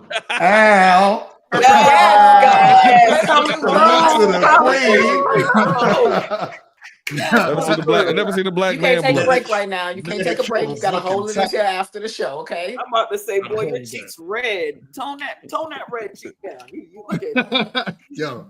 So that was blockchain too. Gotta get blockchain. Blockchain is in a relationship. So now I want to talk to the people that's not married but in a relationship. No, he got it down in the chat. He said y'all gonna skip me. Wait a second. What? With Chase Bank. First things first, you already know blockchain got pockets where he's dating and not dating and single. Whoa, wait. No, hold on. Listen, I make a whopping $40,000 a year. You know what? Before taxes. I am still not on. I'm still on probation. I'm trying to make the 90-day probation period at the post office. To stop it. You know what? I can't stand him so bad. That's the story. We're gonna stick to it. I can't stand him so bad. He gonna get him a white girl. She gonna help him build. Oh, absolutely not. Oh, I know. I'm joking. I'm saying what Dr. Umar said. Blockchain. Oh shit! No, I'm not. Blockchain said no. Even when you tried to say, we know blockchain ain't gonna do it. We know that. No. I have sons, and a white woman can't do shit for me. Help me raise them to be strong black men. So I'm cool. You have a better chance of getting Wall Street to get a white chick before I'm all right. And we already got good credit, so I don't need the help either. Right. But all right. So my bad, blockchain. You got it. Back to that. I mean, for one, I don't date like that. So, but it's not hard. But I have to speak from just my experience, from my perspective. I know what some of my friends say, but for me, it's just women are plug and play. I just pick one and put on a program and we move on. Like we see where we align, make sure it's mutually beneficial for both of us, identify what we want as an outcome of our connection. And if we both agree on it, then we just move forward to it. I get to skip a lot of the back and forth, or like a lot of I don't like I'm the guy that won't date a woman she doesn't have children. Or when I say I won't, but I prefer women with children because I understand, like, hey, I have kids, you have kids, let's meet right there. But if she doesn't have kids, then she just has to be someone that I can see myself having a child with. So the dating piece for me is just all fun. I don't have any of that pretense, all that back and forth about where we're going, what type of dates we're going on, because the type of stuff that women want to do, I do on a regular basis. So it's easier for me to just find someone, we go have a dinner. We're not worried about the bill because the post office pays really well. Getting that overtime is So I get a lot of overtime, right? So I don't. A lot of the topics that we see people talking about when it comes to dating, like they say, the dating pool has piss in it. I'm of the belief that if the dating pool has piss in it, it's that you need to earn your way into a better pool, because the dating pool you're in has pee in it. That's the pool that you have been invited to via your circumstances. So if you don't like the dating pool you're in, then just become better so you can get into a better pool. I don't know. I've tried to make myself a guy that checks the boxes for most women. So let's say, say if you're a 1% guy, I want to check the box for 99% of women. So when you do that, it's kind of easy to navigate these dating streets because they see what I'm trying to think how to say this humbly, but they just it's not an issue because everybody is like, oh, he's cool. Oh, he's got his stuff together. Oh, he's secure. Oh, he's protective. Oh, he'll bust somebody's head up behind me. Like it's like the boxes get checked, and then you add the I'm a dad part. So I don't have the hard part with dating. Unfortunately, fortunately for me, I don't date non-melanated women, if that's PC. Mm-hmm. So I try to stick to Caucasoids. You don't date Caucasoids. You can say that. That's a word. Well, I say mayonnaise colored people, but then I get in trouble for that. The male sapiens. No Spanish, no white, no nothing. No, whoa. I speak a lot of Spanish. Like, bet you do. Okay. Spanish women have melanin. Yeah, that's what I was gonna say too. But women of color. I know a couple of them that don't. I know a couple of them that don't. I just can't listen. I can't date somebody that I feel like, because I'm gonna piss you off at least once a year. And I just feel like I can't date somebody that might call me the N-word with a hard R. I just can't do it. So it's a risk for me, because at that point I'm going to jail because I'm gonna have you jump. But I got a lot of cousins. So, but dating in general, man, it's easy. I make it fun. I keep stuff light, and I'm intentional. I think if more men were intentional about how they dated, or I can only speak for women because I don't have a vagina. But for men, if men were more intentional about how they dated women, I feel like we wouldn't have any issues. Like, ignore the conversations that don't apply to you. Like, you don't have to have an opinion about everything. Like, I don't have an opinion about a lot of stuff that men go through because I don't go through it. I can understand it. I can empathize with you, but sympathizing is a little different for me. But I'm so intentional about life in general right now that dating is easy. Find a woman that fits, make sure, I fit her, figure out where we don't, and then plan and move on. It's like a business at this point. It's very easy to be successful. So blockchain is marriage a goal of yours? A goal? No, but having a family. You want to have. Wait, let me say this. Let me answer this question specifically. It's marriage with the state is not a goal at all, but a covenant between me, God, and a woman, obviously. Okay. Like, because that's the one, I'm saying. I've done it before, so I would like to do it the right way. I did it when I was young. New in the military. If you're in the military, you know why you get married. You know why you get married then. But you know what I'm saying. So I would like to do it the right way, but I don't know why. Why is that? Why is that? You get married in the military for bread, bro. Benefits, Oh yeah. When I did not know that. Bro, listen, my base pay was like $12,000 a year. When I got married, they gave me an extra $3,500 a month. So yeah, of course. And then it was my high school sweetheart anyway. So it's like we're gonna do it at some point. So why don't we just get married now? But so between God and the state, hell yeah, that's a goal. Because that's surprisingly, I am somewhat of a spiritual guy. But you gotta put like the state of Texas or you would do so with Mike Myers behind you with that butcher knife. My birthday on Halloween, bro. It's a thing. Like it's my favorite movie. Like anyway, and I have all those dudes tatted on me. Yeah, that makes sense. I know you about to do that shit. See, that's why I don't tell people. But no, that's my jam. Like Halloween is like my favorite. Fair enough.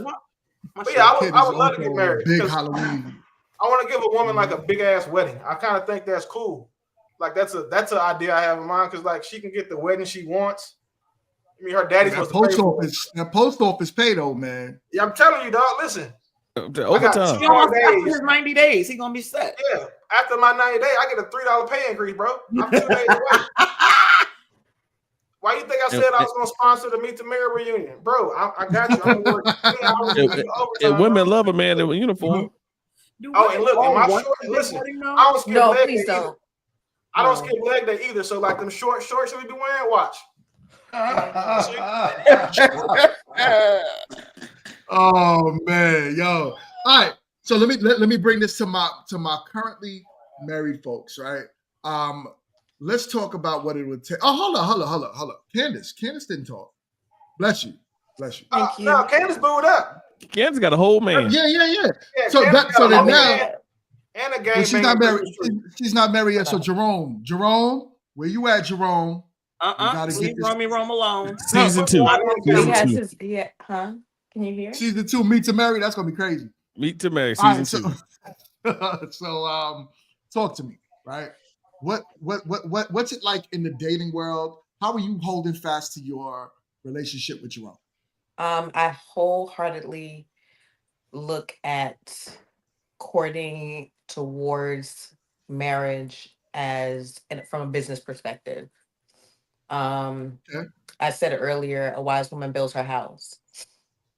I think about my purpose, and as long as this and at this point, because we're locked in, we already know that our purposes are somewhat aligned. It's just a matter of how we're going to get there. So I wholeheartedly see it as a business.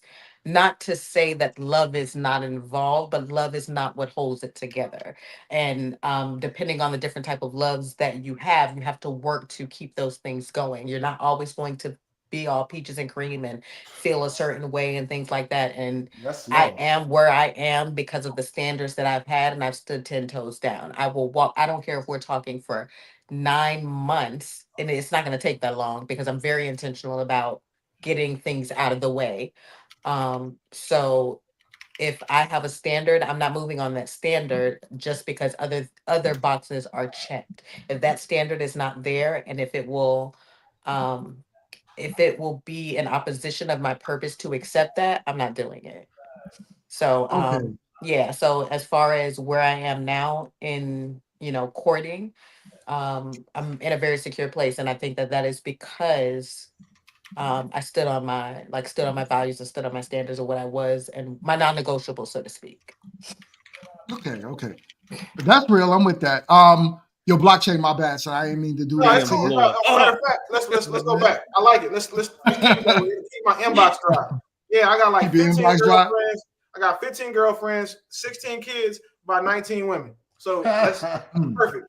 Go ahead, run with that. And you still got money left over with that post office paycheck. That's what's bro. I'm only getting like $3 like a check, bro. But it's cool because I got meal prep from one of my friends at the home. He's so damn bad. Shut up. So listen, Section 8. I'm telling you, my rent is $16. You know what? $16. And the food bank always got food. I'm trying to tell you. Oh no, bro! All these kids, man, I'm getting like 6,000 in stamps. That's what I'm talking about. Good gracious. Let me know something. I get stamps for every day I got a child. I got 32 states covered so far. That's wild. So let's talk to my married folk on the panel, right?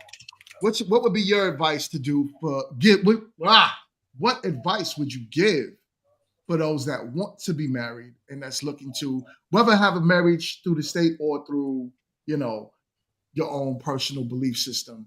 What would be your advice to get there? Let's start with Sparkle, since Sparkle is new on the panel.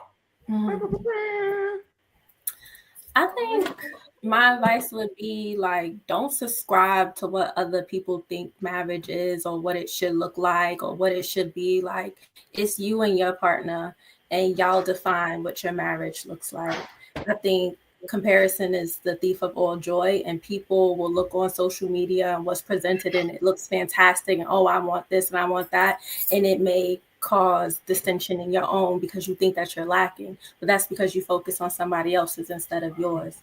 So I think really the best advice I could say is you do you with your partner, and y'all define what is for y'all, what y'all love look like, how y'all grow. I love it. I'm with that. I am with that. Let's go talk to the other married ninja on the panel. My guy, Wall Street. What up? What up? What up? Hold on. You was acting like that and you married? Oh man!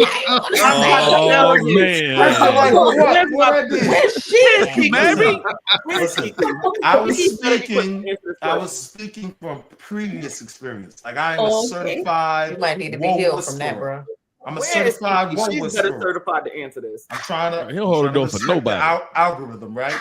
So because I'm a certified woe whisperer, I can get in their minds. You can train them, and I saw a lot of what's on the horizon coming. It's a big part of why I decided to get married, right? But I slightly agree with you, but then there's a portion where I disagree. I do think learning from couples you can respect, successful couples who are doing well, that can be extremely valuable, because one thing we know, the first 5 years of marriage, you're learning a lot, and maybe even your thought or plan going into it, you're realizing doesn't totally line up with reality. So I do think learning from other couples can be valuable, but you don't Hold up, that's Mike Myers back there. I think that's Mute Demon. But He back there taking people out. What you don't want to do is make just anyone your relationship goals, because today's relationship goals becomes tomorrow's papoose and Remy Ma.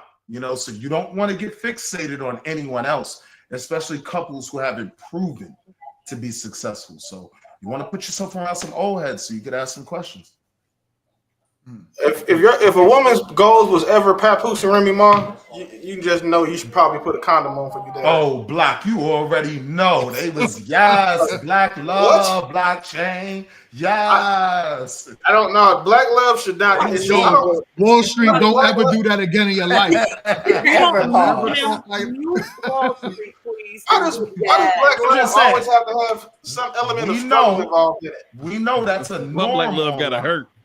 Yeah, black love shouldn't be painful. Why we make black love gotta act like it's gotta have some type of jail sentence or abuse or struggle or something like that? Shouldn't be the default of black love. What Papoose and Remy Ma did was just sticking by, that's your woman, you're gonna stick by her. But I think one of the biggest misconceptions with marriage is that it should be perfect or it shouldn't be.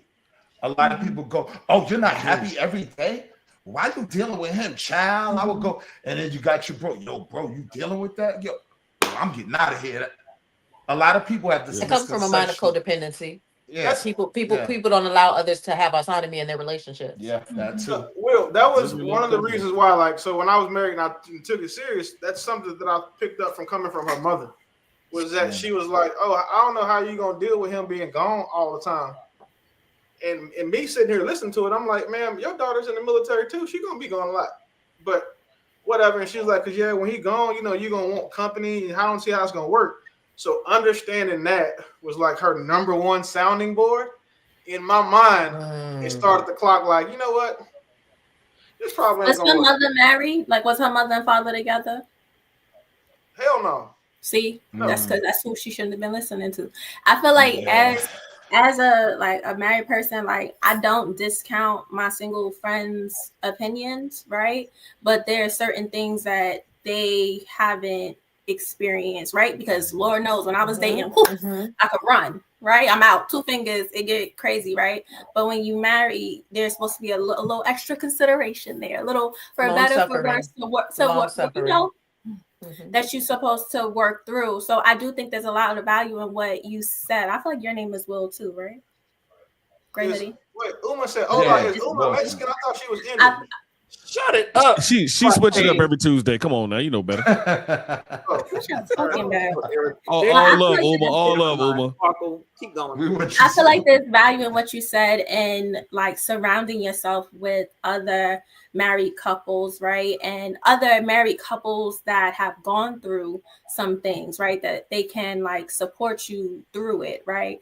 And even in that, it still make your own decisions and do what's best for you in that. But now you have that information, like you said, to be able to make those more. But I just feel like in our community, you know, you said, oh, Papoose and Remy, but who else are we seeing, right? I feel like we also need to be more boisterous about the more wholesome couples, but also being careful to like celebrate or lift them up or put them on a pedestal. I love Sierra and Russell, but I don't know everything that's going on in their background or if everything that, you know, glitters is really gold. You know what I mean? So it's just, it's always a balance in that. So the thing That's about like that Denzel is, and Paula. How many? Denzel and Paula, but how many of those Sierra and couples Russell, do wow. you see? One thing about having like marriage today, one of the hardest parts, it's like trying to grow a rose in the middle of the desert. Everything around it is sand, rocks, scorpions, and death, right? It's not. Dang, you hit those words hard. This is reality. Even when you step on to social media for 5 minutes, that's what you're surrounded with. That's what you're y'all know the word I'm trying to use. There you go. Appreciate you. Right. So that's one of the hardest parts. So surrounding yourself with the right people to reinforce what you're trying to create is a big part of the work you have to put in, because you put yourself around the wrong rocks, the wrong scorpions, and it's just dryness and death. Dryness, death, so now when you're down, people are filling you with negativity. Wall Street, can I ask you a question? Because I'm not married, you are, right? Is it more like a mirage than a desert? Because everything looks better around you? No, it is literally what I said. It's like trying to grow a rose. You have this beautiful rose. It's going to have different moments. Sometimes, you know, it's going to be watered. Sometimes it won't, but you have to focus on growing this rose. But all of the land around it is sand and just bitter, angry people going on social media telling you that everyone else isn't happy in their marriage because they want to convince themselves they're happy being single. Right? Here's the thing, but wait, I will say this though. Appreciate that. You have oh my God, here comes a single ninja. You know what? Fuck y'all. Bye. I appreciate that. I appreciate Good conversation, y'all. I think, okay, so Professor, don't come for me, but I'm really gonna ask you, like, are you scorned? Because you like, and it could be your persona for here, but like, if I had an example of like the social media, what I like, it would be you. And it's, you know, like sometimes you hoping it's bots and it's not people in real life. Like I really want to like know. So what I need you to do is provide me more context. Because everything you say, like it comes and feels like negative, right? Like wait till you meet my brother Chill. Oh, right. I'm dying Coke. You don't say that. I'm dying Coke when it comes. I just want to know, like, if it's like experience, if it's just like this persona, because you know you on social media, and I like my life. I don't have certain things in my life, right? Because I curate my life and the people around me to be positive. So when you come on social media, you know you see different things, and you're just like, is the noise just louder, or is this the real overall experience? So like being here with you and like some of your responses, like, is it clickbait or is it like, no, this is really how I feel like. This is really what's going on. So Kevin Samuels for the internet or not? Right. So am I scorned when it comes to relationships? No, because I've been in plenty of them. When I say plenty, I'm not plenty. I've been in relationships. My last one was an 8-month relationship. I'm not scorned in any way, shape, or form. What I do see is society as it is as a whole. And what I also see, because you're married, I don't know how long you've been married, but what I also see is what I saw from in the past and what I'm seeing now. And what I see now when it comes to Black marriages and Black marriage and community is failure. So that's what I see. So I speak from a position of failure when it comes to where we were and where we need to be in order to get what we had in the past when it comes to the community of people being together, Black marriages, whether it's the way traditionally or the way Blockchain was talking about, but traditional marriages or the way Blockchain's talking about. So just us being together and stop having and as far as stop having a bunch of single mothers, single mothers complaining about the men they had babies with, Black men complaining about the women they had, Black men complaining about the women they had kids with. So I'm speaking from that perspective as to, because that is the issue. Right now, men are mad at 33%, women are mad at 28%. That's a failure when it was 70 to 80% prior to the 1970s. So this is where I'm speaking from. So it's not a position of scorn. It's a position of, okay, we're in a crisis right now, and my bedside manner may not be the best, but we're in a crisis, and in order to get out of a crisis is we need to figure out what the crisis is to figure out how to get back together. So that's why I speak from. I don't speak from a position of scorn. My last man, I always say white women or Spanish women, whatever. My last 3 girlfriends were all Black, so I don't have a problem with Black. The way women. you said that was way too proper. My last 3 girlfriends were all Black. I have Black friends that are Black. Well, that's I don't work at the post office. I work for UPS. So I mean, so I'm just saying, I ain't got. I'm just Y'all saying. make more than we You do. just got that good contract. So No, I don't know about that. I don't know about that one, brother. No, they got that good contract. I They seen did. it. They don't put the fat boys in shorts. Anyway. So when you I say work that, at the so post office. you how you worded it was very like positive, right? But then it seems like everything is like blame versus let's get into the systematic issues that cause these things, right? I feel like we have gotten into them before. Sexy okay, red. I'm sorry, my It's fir- not on this. No, conversation. we've gotten into them before. I mean, Okay. if you ever wanted to have a conversation about that, we certainly can. There's things that happened in the past that are the reason for where we are right now. Yeah, But I bro. also understand that we have to stop making excuses. I'm a person that don't believe in making excuses. Either you make it happen or you don't make it happen. I don't believe in excuses. So I can't blame the system. I can't blame I don't the think man. I that's an can't blame this, that, excuse. and other. No, what I'm no, it is Acknowledging your because causes, acknowledging, right? You got to acknowledge, and then you put in the work to fix and what you can do to overcome. So I don't Correct. think that is an excuse. Right. I'm not saying you're saying this. I'm saying there are people that make excuses about the situations they're in. Right. You see a situation that you're in, and either you fix it or you stay in it and keep making the same excuses. I'm not a person that wanted to sit in the same excuses. I'm going to fix what's going on. So, case in point, last relationship, previous relationship said the same exact thing about what was going on. I went and sought therapy to fix that situation so it didn't happen again. I'm not a person that's going to sit around and say, well, it's not my fault. I'm going to look in the mirror and say, you know what? Because an unexamined life is a life not worth living. I'm going to go look, Come look in the on. mirror and say, I need to go ahead and fix what these, because even if I don't believe it, perception is reality.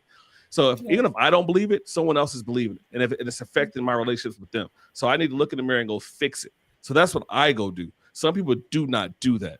So but in this hour and a half, 2 hour show, we don't have enough time to go through that. But there are things that have taken place that are while we are where we are now.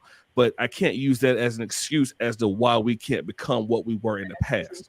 Yeah, or even better. Pan-fried chicken. I'm very happy that I took the moment to ask you that question because it put you in a different light. So I appreciate you. It did.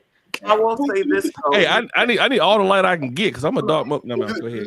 Let me shout this out real quick. Shout out to Mr. 6'6" for becoming a channel member today. Shout out to you, my God. Thoroughly appreciated, family. All right, and also we have a $2 super chat from Miss Polly Wright. Shout out to you, All right, so the panel, we're about to actually close. Usually I keep the show to like an hour and a half, 2 hours. I don't want to worry the Saints. So with that being said, but Tired, honey. yeah, I can tell. What's up, kid? What's up, kid? You was gonna say something? I was gonna say, you know, I personally feel like, again, I'm not married, so I'm not speaking from a married space, but I personally feel like if the people in marriage would put out the part in marriage where people want to be married and are happy in their relationships and showing more of that, I see more people miserable. And again, social media shows you all kinds of stuff, and I can go and find a whole bunch of loving relationships and things like that where it's like, oh, okay, they're doting and that's all the third. A lot of the times you see even married people complaining about being married, people having divorce parties and so happy to be away from the person, and then you have that continuously perpetuated. It's like, okay, so who's really telling the truth about marriage? Is it the people that we're actually, because you got to think, people are going to go, even if people research it, we see that the marriage numbers are low for Black people, right? But they're going to go and, you know, you're going to see what you see. And like he said, perception is reality, right? So if all of these married people are making it seem like marriage is a cesspool, the perception of that is going to be our reality, and it's going to be like, yeah, I'd rather marry a goldfish. Because, okay, but that's where that's where why it's important for you to have a basis of information that is standard, that doesn't necessarily change at its core. Because I feel like a person that says like, what I see people talking negative about marriage or whatever, sometimes they're just looking for an excuse, because even in my past marriage, I didn't post the negative things. I was posting what was I was posting things like me cooking, me doing certain things, the kids, people saw things, and you still had women saying, listen, I'm gonna need you to stop doing that because my husband or my boyfriend is expecting more out of me. So I think people who are easily influenced by the negativity of someone to make an excuse that they don't want to be married, they just don't want to be married and do the work to become that. They have to heal within themselves. Okay. Ooh. I don't. And then also, maybe marriage is not for everybody, and that's okay. Like, that's okay. Not according Because to this maybe show. also, and maybe also, marriage is not for you where you are in your life right now, right? Now. Like, oh no, so- this isn't a personal thing. This no, I'm not saying you. I'm saying Oh. you, not you. But I'm talking like it's in general to the way your question was stated, right? And I think that marriage is also duality. It's happy moments and it's sad moments and it's crazy and it's up and like it's a real. But that's any relationship, right? I mean, that's And even a it's any friendship. You got relationship. friends that you argue with. You got friends. I mean, that's any relationship. So if we're gonna say that, then we need to say that we need to start looking at how we're building the relationship. I absolutely agree with what you were saying, Sparkle, because I've said that many a time in several different, panels. Like, everybody is so busy trying to be cookie cutter as far as how their relationship goes and runs and make it look like the societal norm, because if it's not the norm within society, it's a farce, or it's going against the grain. And so everybody's like, oh, well, how can y'all marriage ain't happy because y'all are doing this, or oh, if you let that happen in your marriage, that's gonna happen. But again, that's because people are projecting, right, what they personally perceive marriage should be. And a lot of the times those projections are coming from what society has told us it's supposed to look like. If you are actually steadfast in your relationship, and because it's a unit, right? And the unit only has the people that are in it. The problem is that everybody is on the outskirts looking in at something that doesn't look like what everyone said it's supposed to. And when that happens, you have a lot of people saying, oh, well, the dating pool is pissy and I don't want to be married, and this is that and the third, on top of not healing from other things. Now they've transversed that with this, and so now you've got this conflation of, oh, well, if it don't look like this, then I don't want it. And but no one's relationships have Bob and Barbara the builder. Okay, they both out here building whatever it is that they need to be building, and that's in all relationships, whether it's a marriage, friendship, etc. So I was just gonna say that I just really felt like, I was hearing y'all talking. I'm like, a lot of the times I know married people. I know of married people that have literally said they would never get married again, and they're still in their marriage. Like, oh yeah, it's cool, but I would never do this again. Like, You understand what I'm saying? Like, so when you have, and again, I'm not even speaking just me personally. I mean, even if you just look and even how relationships are done. We didn't do, Yo Kit. We have to resume that next week. Oh God. But no, it was literally, what did men do this week?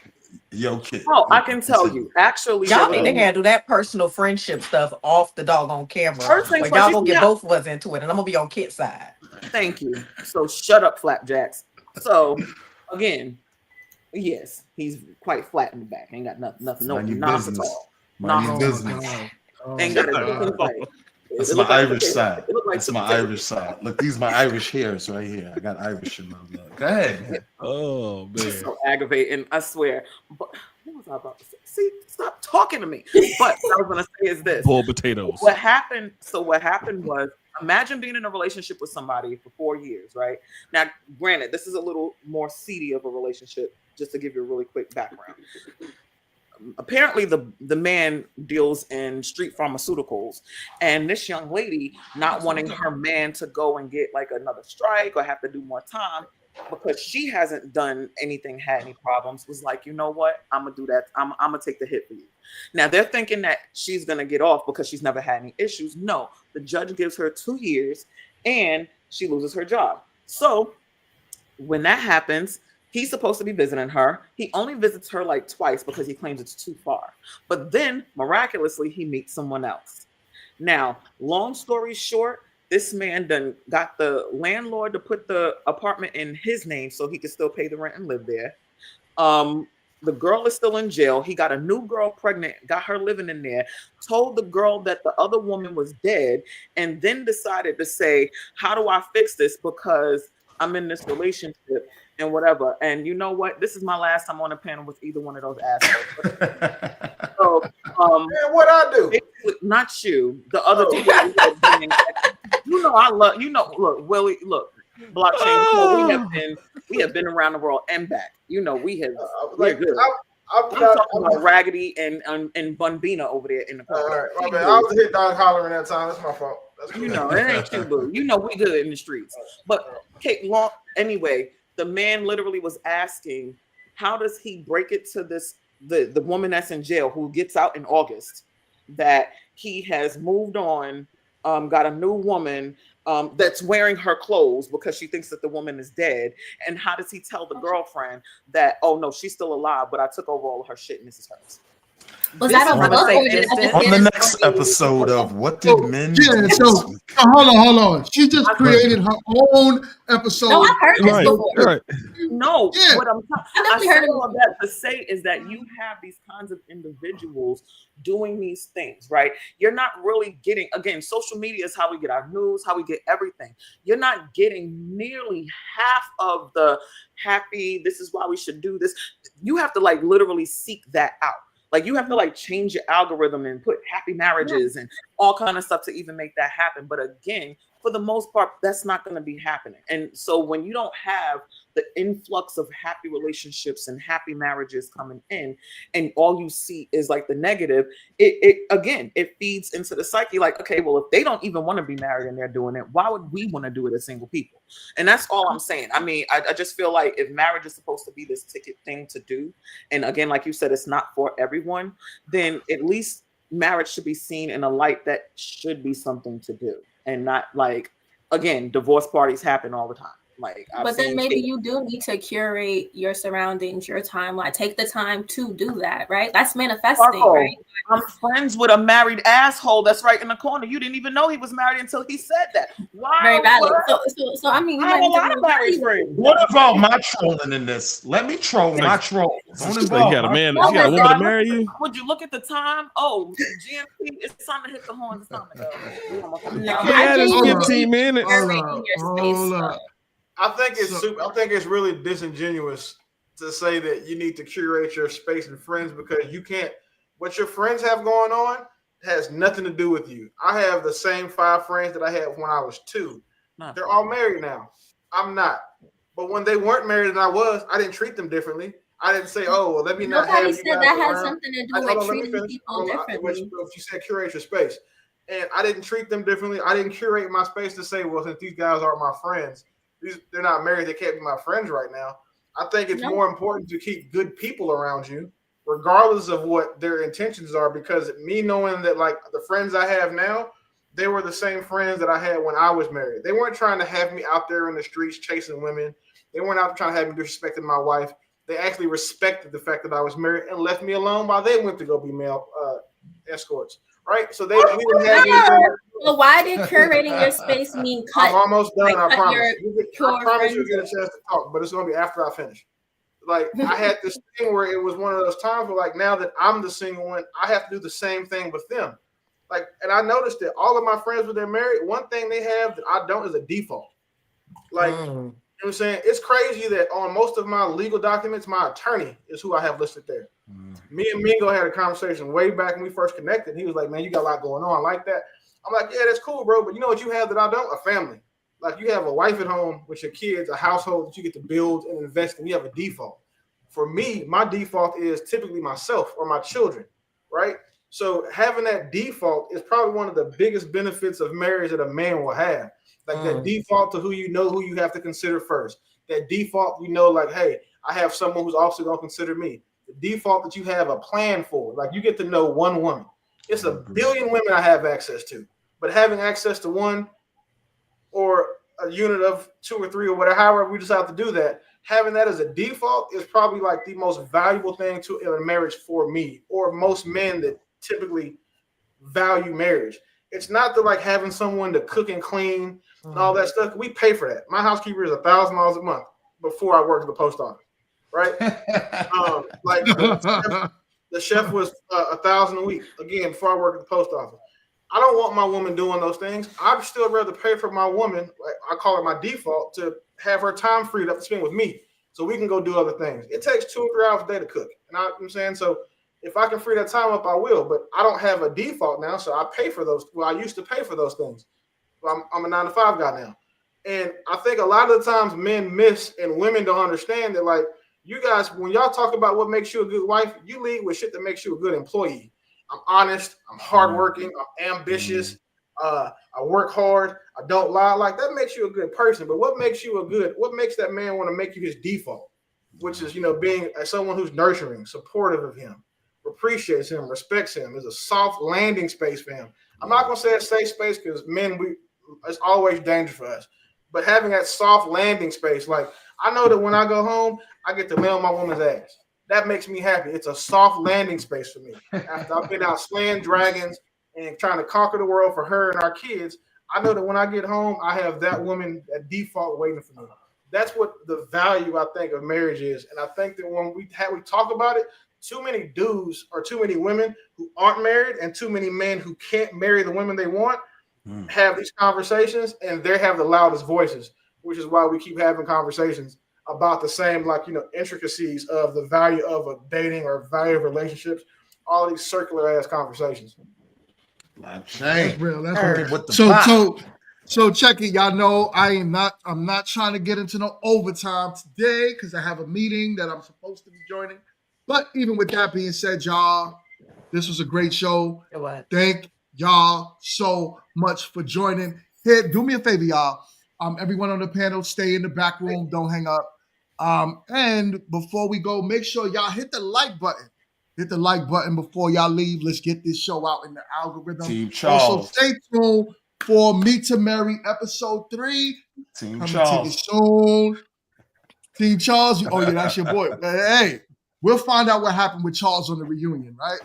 So we'll find out what happened with Charles. We'll find out what happened with Shay at the reunion. Stay tuned because we got Lord, some great Charles, don't let me episodes for you. Listen. You We like ain't gonna talk Charles? too much.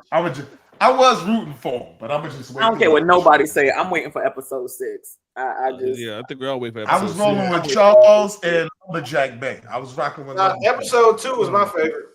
That's your favorite because that's what you've seen. Wait until you see episode 6. I was there. No, it's his favorite because Shay was on it. That's Shay. There's some assets on that show That's because he has that were appealing. his friend. Let me tell y'all something. Episode 6, y'all.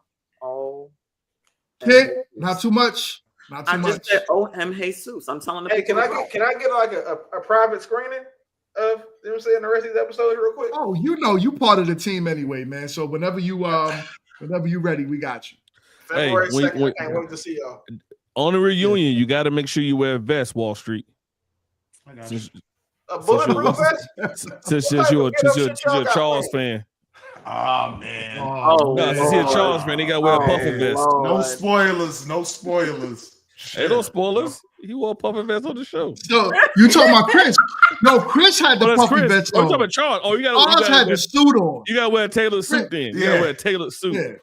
A nice. So here's the thing. And you got to like boiled chicken. Y'all, That motherfucker dry. listen. Oh my God. He needs some Lawrence. He done not. Too Look, he done made me much. laugh my bun out. Look, my bun ain't even proper. He's so dry. I'm like, boy, you dry. Your bro was already loose, kid. I know what you was doing before you got on camera. All right, y'all. All right, y'all. Thank y'all so Look at the time. much for joining the show. Much love. I will see y'all on the next one. Peace. Peace.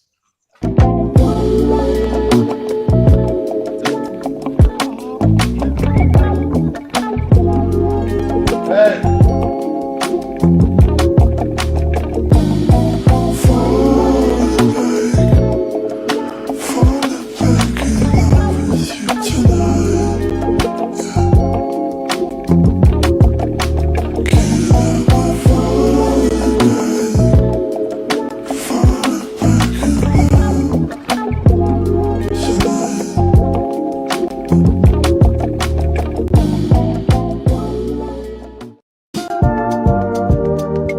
If it gets too hot, roll the window down. If I fuck things up, just tell me now. We're living in a blinded town, and we're running out of time. Feel like a drug when I'm talking to you. Slow trip, trying to play it cool. Nothing to do, let's drive to the ocean. Get high, lay on the beach. White water running down my feet. Make love and repeat. I don't ever want to stay all night to see the sunrise. It's way too soon to be calling me baby, but it feels so right against the moonlight.